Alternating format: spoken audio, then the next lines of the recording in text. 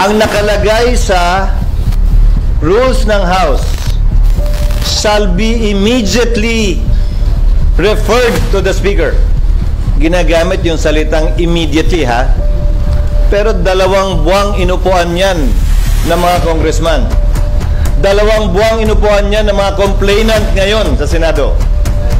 Kung ang interpretasyon nila ng immediately, yung salitang immediately talaga nandun, ha? Ay lumampas pa ng 2 buwan dahil hanggang ngayon di pa nila nire-refer.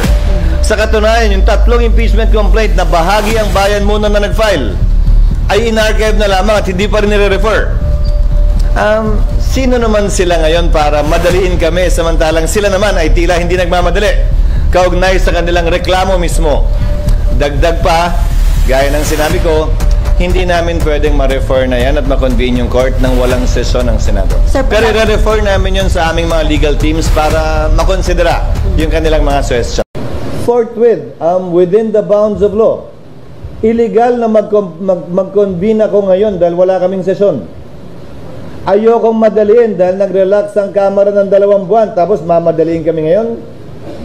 Pangatlo, bakit iba ang pagtrato ko sa kaso ni VP Sara sa pagtrato ng Senado noon sa mga naunang impeachment na nung may recess ang Senado, nag-recess ang Senado. Hindi nag-convene ng recess. Tinuloy nung nakapag-convene na ng may sesyon, tinuloy sa recess, pero hindi nagsimula, inintay matapos ang recess. Baka mamaya may reklamo na naman manggaling sa kampo niya. Naika nga, minamadali ito. Kung papakinggan ko yung mga gustong ma-impeach sa VP Sara, at gagawin ko yan, magre-reklamo naman yung kabila na minamadali talaga ito. Unawain ninyo at uulitin ko. Baliwala sa akin at hindi bali sa akin ang anumang opinyon o suwestyon o pagtulak ng mga partisano, pabor o kontra sa impeachment, pabor o kontra kay VP Sara. Gagawin namin kung anong tingin naming tama at dapat na ayon sa batas at sa konstitusyon.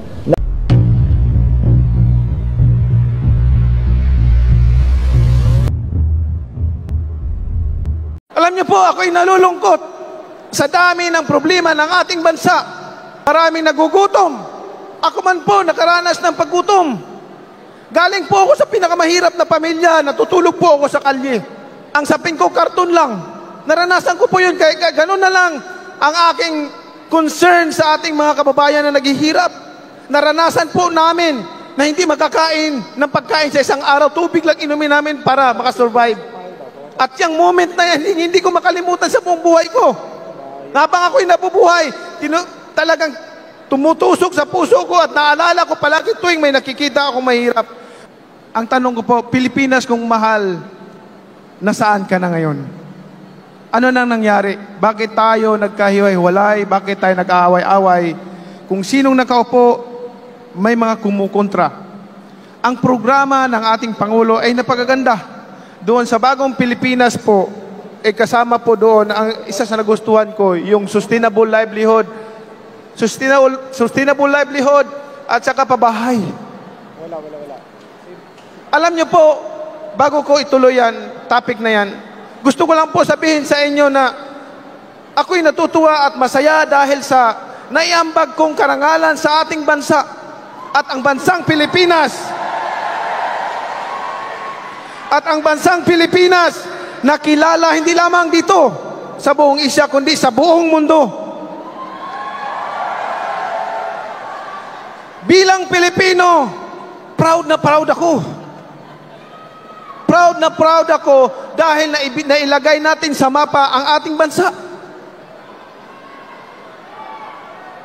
At ang nais ko sana na tayong lahat nagkakaisa para sa isang pangarap.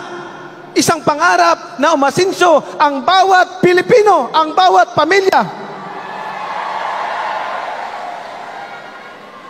Alam niyo po, ako'y nalulungkot sa dami ng problema ng ating bansa. Maraming mga Pilipino na parami ang walang trabaho, maraming nagugutom. Ako man po nakaranas ng paggutom. Galing po ako sa pinakamahirap na pamilya, natutulog po ako sa kalye. Ayan, marami pa ako mga kasama dyan na buhay pa. Saksi sila na ako natutulog sa kalye. Ang sapin ko, karton lang. Naranasan ko po yun, kaya ganun na lang ang aking concern sa ating mga kababayan na naghihirap. Naranasan po namin na hindi makakain ng pagkain sa isang araw. Tubig lang inumin namin para makasurvive. At yung moment na yan, hindi ko makalimutan sa buong buhay ko. Habang ako'y nabubuhay, talagang tumutusok sa puso ko at naalala ko palagi tuwing may nakikita akong mahirap. May isang pagkakataon po kasi nangyari sa buhay namin. Alauna-imedya ng hapon, ang kapatid ko, ngayon gobernador na po siya, asawa ng Panginoon. Gobernador po siya ng Sarangani. 5 years old pa lang po yon. At umiiyak na alauna-imedya ng hapon. Walang almusal, walang pananghalian. Humihingi ng pagkain, "Mama, pagkain, gutom ako." Kami, gutom na rin kami. Pero ang sabi ng mama namin, ni Mami D, "Mga anak, ano magagawa ko? Wala akong pera pambili ng pagkain. Uminom lang muna kayo ng tubig. Baka mamayang gabi makahanap din ng pagkain." Yung moment na yan, na hindi ko makakalimutan, habang ako'y nabubuhay at tuwing may nakikita akong mahirap dito sa ating bansa, tinutusok yung puso ko. Gusto ko silang tulungan. Gusto kong paunlarin ang bansa natin. At ayaw ko yung ayaw ko na maiiwanan sila. Kasi at the end of the day, mga kababayan ko, kahit ano man kalaki ng pera mo, kahit ano pa kalawak ng lupain mo, kahit ano karami kayaman mo dito sa lupain, sa lupain, sa atong mundo, pag tayo'y namatay, lilipas din tayo at iba na rin nagmamay-ari niyan. Yan po ang reality. Yan po ang reality. Na pag tayo'y nawala na, lilipas din tayo at iba na rin nagmamay-ari na hindi na tayo nagmamay-ari niyan. But as much as possible, makaiwan tayo ng legacy.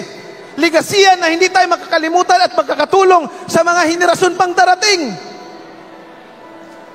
Yun po ang panawagan ko sa buong sambayan ng Pilipino na magkaisa tayo sa isang advokasya, sa isang adhikain, na tayong mga Pilipino ay umunlad at umasinso. Katulad ng mga karatig bansa natin na dati sa atin nagtatrabaho. Dumadayo tayo tinitingala. Ngayon, tayo ang pumupunta at nagtatrabaho sa kanila. Bayan, gumising tayo. Gumising tayo, huwag tayo magpapadala sa ating emotion. Kailangan isipin natin yung kinabukasan natin, kinabukasan ng mga susunod pang henerasyon. Kaya ang importante sa lahat, yung legacy na iiwanan mo. Yun ang maalala mo. Yun ang maalala ng taong bayan, ng mga susunod pang henerasyon pag ikaw ay may legacy na iiwanan sa ating bayan.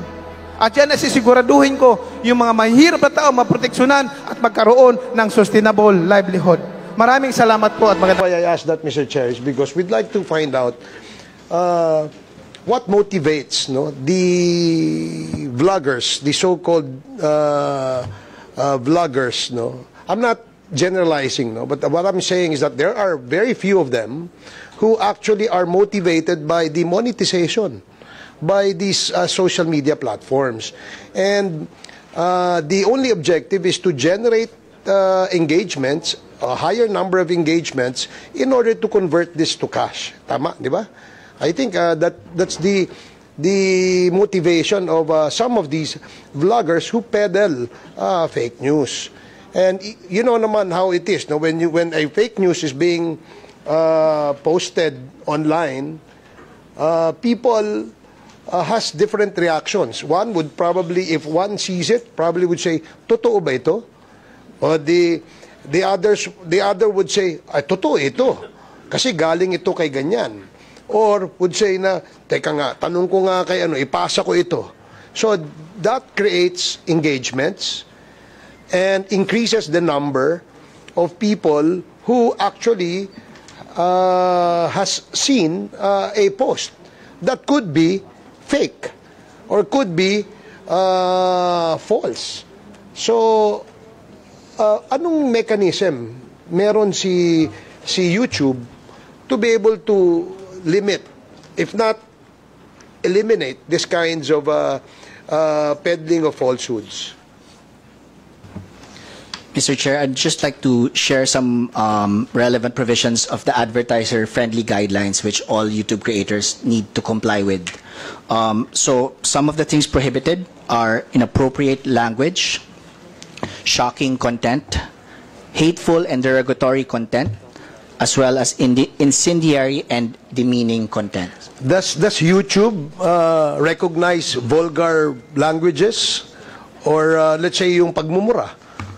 Does YouTube consider this as obscene, vulgar, therefore gives them the right to take it down?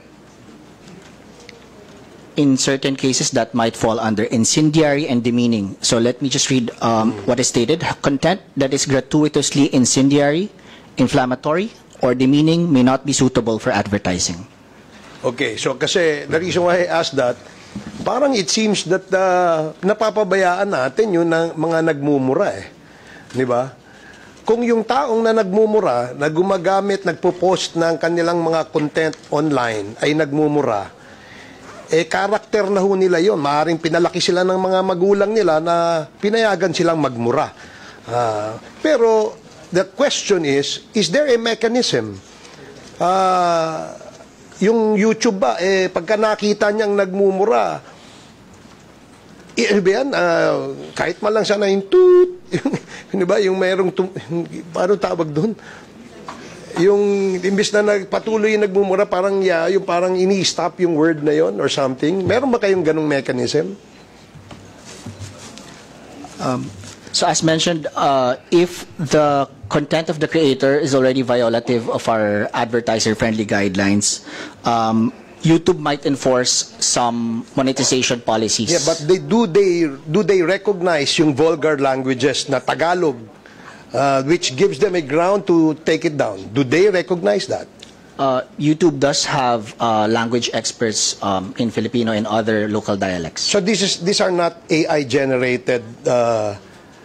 Kumbaga, hindi nila translate.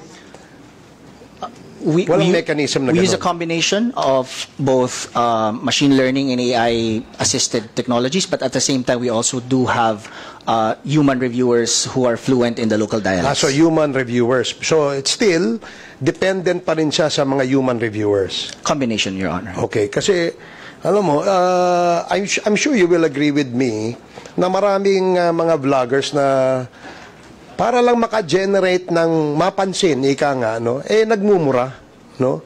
In fact, bastos di ba? Hindi naman natin sila masisisi o hindi natin masisisi kung paano sila pinalaki ng kanilang mga magulang dahil siguro, pinalaki silang bastos di ba?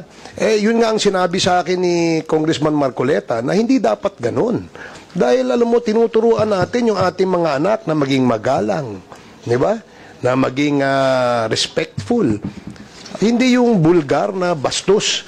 Di ba, aling batikusin ka, huwag ka lang magmumura. Kasi subukan mong sabihin sa akin harapan yung ganun. Anong pakiramdam mo? Di ba? Pero kung online, kung magmura, akala mo ang tapang. Di ba? Kaya nga sabi ni Congressman Marcoleta sa akin, hindi dapat pinapayagan yung mga ganun. Because we have laws. Lalo na kung defamatory. Tapos may kasama pang mura. Bakit hindi kayo magmura harapan, di ba? Pumunta kayo rito, hanapin nyo kami, magmura kayo, something like that. Tingnan natin ano mangyayari. Away itong mangyayari. Kung magharap-harapan kahit nagmumurahan kayo, di ba? Alam mo naman, hindi naman normal yung ganun. Ngayon, because of the advent of social media, people like, perhaps, maybe expressing their dissent, or maybe dislike to a person, to an institution, to an organization by using vulgar language. Di ba?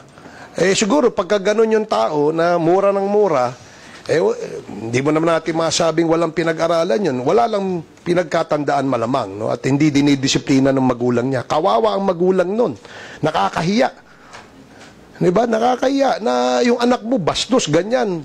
Kung magsalita pa ng mga kabastusan, parang walang anak na mga babae. And that is the reason why I asked that if ever there are mechanisms in that social platform that can control that. If not, that's fine. That's okay. Yeah. Mr. Chair, so let me reiterate, all content monetizing with ads must follow our advertiser-friendly content guidelines. And one of the advertiser-friendly guidelines is inappropriate language. Content that contains profanity or vulgarity at the start or throughout the majority of the video may not be suitable for advertising. And some of the enforcement mechanisms that can happen to a creator that violates these policies are, number 1, withhold, adjust, chargeback, or offset earnings or payment. Number 2, limit ad revenue from the video. Number 3, suspend participation in the YouTube Partnership Program, and finally, suspend or even terminate the YouTube channel. Okay. Last question, Mr. Chair. I hope you don't mind. My colleagues would not mind. I just wanted to ask, why do you monetize? Why? What is the logic behind monetization? Because if you monetize, this probably is the main motivator or the main motivation of these people who are engaged in these kinds of ads in the YouTube. Bakit kayo nagmo-monetize? Mr. Chair, monetization through advertising is what pays for the service. So the ability for YouTube to be able to provide a free service to billions of people all around the world is supported by advertising. So basically, it's advertising. That's correct, Mr. So Chair. commercial. Tama? So talagang generation of revenues. Di ba? So that's all, Mr. Chair. Thank you. Thank you, Your Honor. Thank you, Attorney. Any other member who would like to ask questions from Attorney Gonzalez? Mr. Chair, not a question, but a clarification. Clarification? Mr. Chair, just to clarify for the committee, wala po yung TikTok and ano po yung isa pa natin? Si Facebook. Mr. Chair, just to clarify, wala pong Facebook and TikTok attending po today, no? Comsec?